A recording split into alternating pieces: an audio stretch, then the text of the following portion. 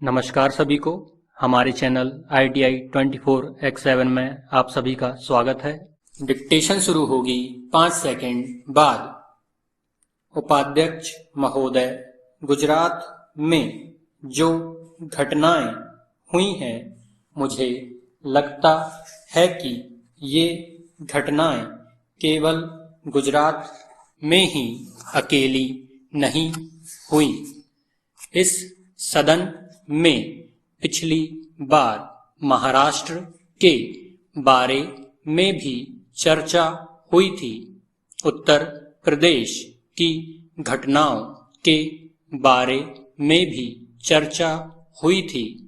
बिहार की घटनाओं के बारे में भी चर्चा हुई थी और ऐसा लगता है कि पिछले कुछ वर्षों के अंदर इस प्रकार की घटनाओं में वृद्धि हुई है। यह वास्तव में सारे देश के लिए और संसद के लिए बड़ी चिंता का विषय होना चाहिए कि हरिजनों पर अत्याचारों की घटनाएं क्यों बढ़ती जा रही हैं।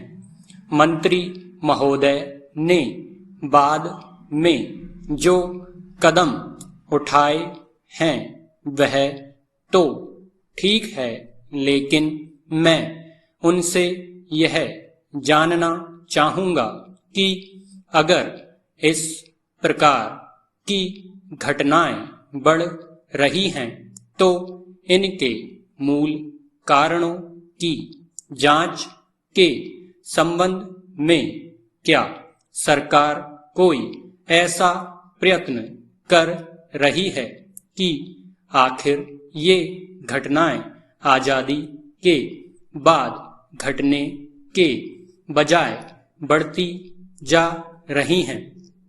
चाहे महात्मा गांधी के प्रदेश में हो, चाहे इंदिरा गांधी के प्रदेश में हो, सब प्रकार की घटनाएं बढ़ रही हैं।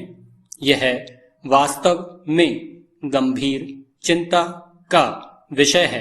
पैरा एक जो बड़ा झगड़े का मूल कारण होता है, उसका अगर आप सर्वे कराएं और पता लगाएं कि ऐसी घटनाएं वहां होती हैं जहां पर ऐसे कुएं हैं जिनसे संयुक्त रूप से पानी लेने की व्यवस्था है।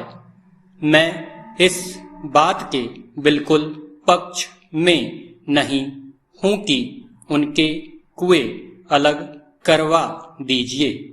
यह कुएं संयुक्त रहेंगे तभी एक मिलन की भावना रहेगी।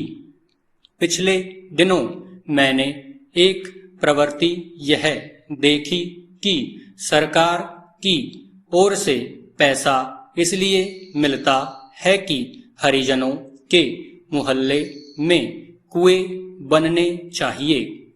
उनके पानी पीने की व्यवस्था तो करें, लेकिन संयुक्त व्यवस्था के तौर पर कोई चीज नहीं बन रही है जिससे आपस में मिलने का स्थान समाप्त हो जाए। इसका सर्वे कराएं, तभी इसका पता चलेगा और लोगों को इसका लाभ होगा। पैरा दूसरा झगड़ा होता है जमीन की फसल बांटने का। आज भी हरिजन लोग अधिकांश रूप से जमीन के बटाईदार के रूप में काम करते हैं, इसलिए फसल के बंटवारे को लेकर कई प्रकार के झगड़े हुए हैं। उस चीज का सर्वे कराएं तो मैं समझता हूं कि सदन को भी लाभ होगा और देश को भी लाभ होगा, क्योंकि वहां भी इन घटनाओं के संबंध में चर्चा हुई। स्टॉप